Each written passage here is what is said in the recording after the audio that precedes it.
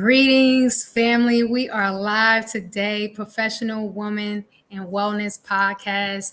Welcome to this sacred space where we explore what it truly means to thrive from the inside out. I'm your host, Karima, the creator of the T.E.M.P.L.E.S method, and this show invites women leaders, healers, and change makers to share their journeys of regulation, realignment, and rising into sacred living. Tonight, family, we have a very special guest by the name of Ann Summer, who is going to be sharing with us her journey with her own wellness and her own career and how wellness shows up in her world. So we're going to dive right in, and I would like to know, Ann, how are you really doing today? Please introduce yourself to the Professional Woman in Wellness podcast. Hello, Karima. Thank you for having me tonight. It's just such an honor to share your space. Thank you for just contributing to women and to life and everything. But how am I really doing is always a great question, right? Mm-hmm. Well, Really? I am doing really well. Yeah. And I see that very differently than I used to say that before. I could say I'm good, which meant I was functioning, I was performing, I was holding it all together. But now I really feel clear and quiet. I'm very in control of my own mind. Because what I've learned is after 30 years in medicine and now working with high performing leaders, professionals, women, is that most of us don't have a life problem. We have that internal noise problem. Yes. And the reason that we stay stuck is because we were never taught what fear really is. Okay, so we're going to unpack that throughout this conversation, right? So I want you to now speak to, I see you working with professional women in this space. So I want you to first share, how did you personally, go through a season in your life where you were experiencing, being in the medical field, you're experiencing burnout, stress, and overwhelm. What was your defining moment or turning point, and what did it teach you about yourself? Yes, I suffered from burnout 100%. And I ended up leaving medicine, but it wasn't this big, loud thing. It really, what I need people to know is that I wasn't weak. I didn't hate my job. I left because literally one day my brain broke. And that moment just really changed everything for me because I realized something nobody taught me that wasn't being taught is not in medicine, not in psychology, not anywhere, is we really weren't ever taught the truth about fear. We were taught fear is all one thing, but it's not. And that misunderstanding is what creates burnout and overthinking and self-doubt and our inner critic. But that moment wasn't the end for me. It was really the beginning of leaving medicine, starting a business, working with people.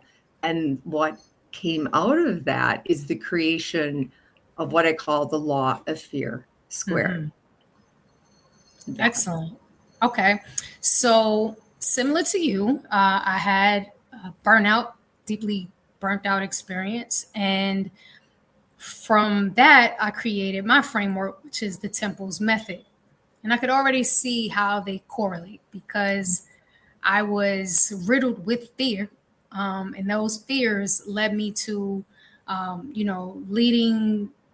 having to check myself into a mental institution, which was all the result of fear-based mindset and survival mode, right? So I want to hear about how your method translates to the individual moving from survival mode to sacred living.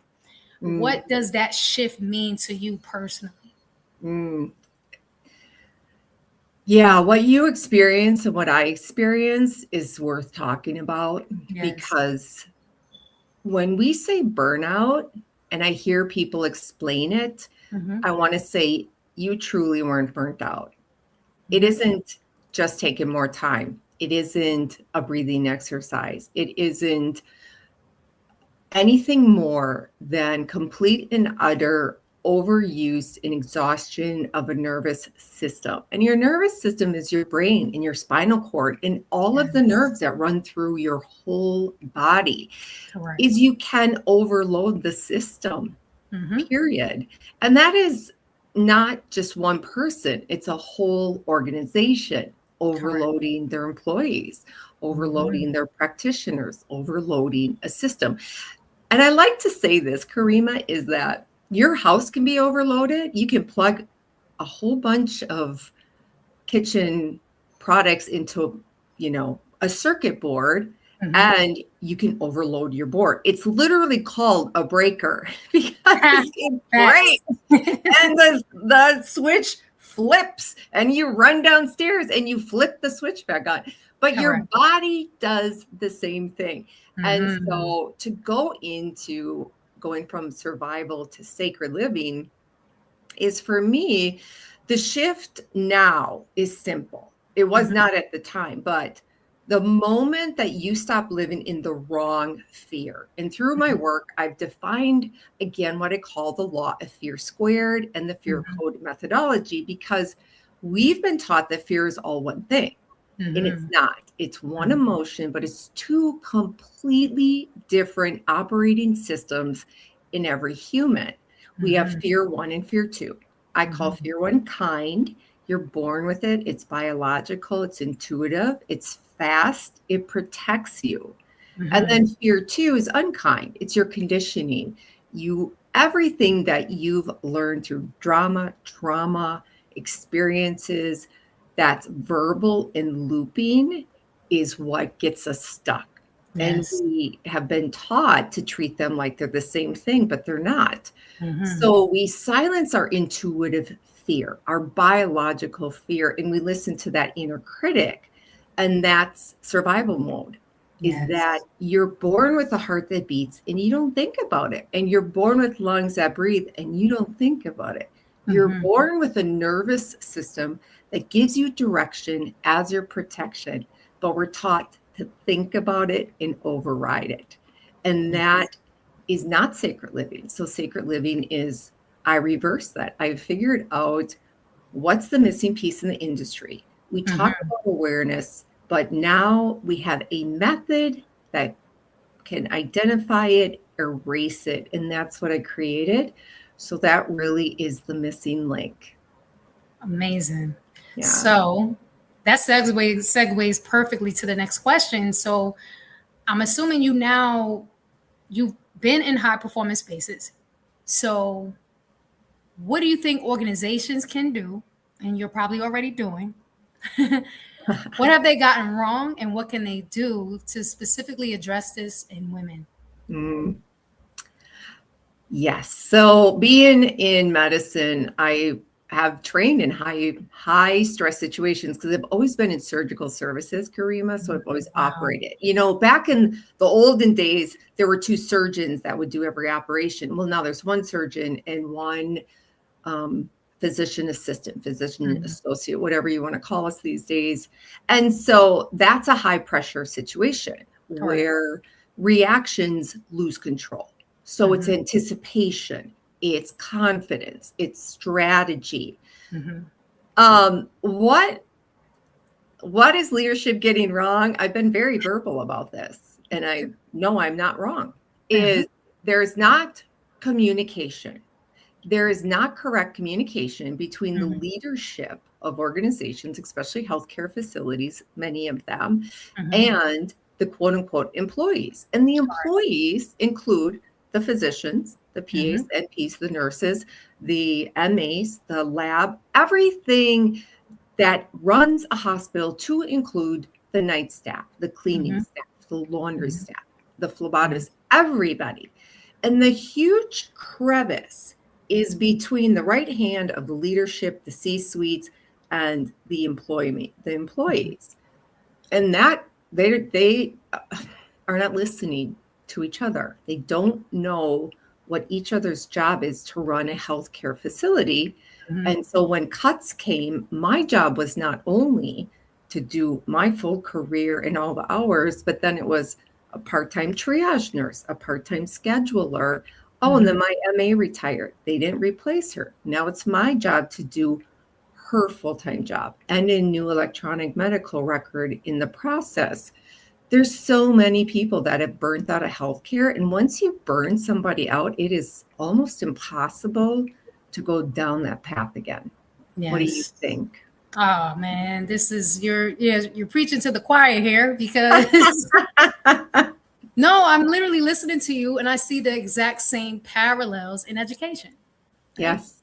You Yes. have the government that throws out a curriculum or a superintendent that throws out the policy. Yes. And then you have the administrators who turnkey that. And then the teachers and the students are, the ones who are affected the most. Yes. But there's no communication from the top, going up about what's really needed. Yes. What's really needed. And that's where my T.E.M.P.L.E.S method comes in, because I've been in education for 23 years now, and I have been at all levels, and I understand all levels, and I'm able to communicate how I got to where I was, how I pulled myself back, and now I can help from top down approach every single individual at their level, because I understand the whole picture of what's lacking, and that is first our unconditional love for our own selves. That's where it starts. Yes. No matter what job you're at, if you don't have that deep rooted sense of love for yourself, you're going to end up in a survival mode burnout situation. Yeah. And it's so hard. It's really hard. I knew I should have exited that job, per se, that position, probably 2 years, because my intuitive biological nervous system was saying, and it's time for you to go. Absolutely. It's time for you to move on. I knew that my second act, what I call now my second act, but when you start to think about it, and you start thinking about, how do I leave a salary? How do I leave health insurance? How do I leave this place? How do I leave my patients, my coworkers? This place can't run without me, right? We all really start to think that. And you just keep going on, and you override it with all of these words that, if I use my medical career, I really have diagnosed fear and figured out how to identify it, delete it, replace it, and quickly move. And that is freedom of how do you really trust yourself? Because we're not lacking really high performers. And if you get up every day and you work and you run your life, you're probably a high performer. And so it's not that it's a confidence or clarity or success problem. It's a trusting your confidence, clarity, and success problem. Yes. And overriding those limiting beliefs. Yes. Sure. Yeah. All right. What a wonderful conversation. Yeah. So, our last question is, so as you know, this podcast is about, we believe in women honoring themselves as the temples that they are. So what does it mean to you to honor your temple? What does that look like for you today? Oh man, Karima, it really means that I don't negotiate with the voice that isn't mine. Those words that were inherited, that were given to me by other people, now that I figured out how to quickly remove them, erase them, not use them, I don't negotiate with them anymore. And once I can lead people through that in myself and prove who I really, really am and who you really, really are, then you know exactly who you are. You know exactly how to trust yourself. And that's, it's a quick 5-step method. We delete the loop, we seal the back door, we extract the real you build the wall, you move into now next, and it becomes simple and it becomes clear.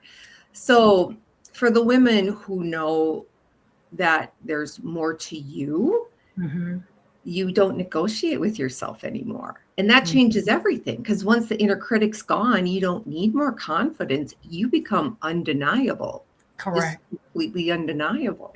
Unapologetic. Absolutely. Yes. Absolutely. Yes. Well, such an excellent perspective. Thank you so much, Ann Summer, for sharing your heart, your wisdom with us today.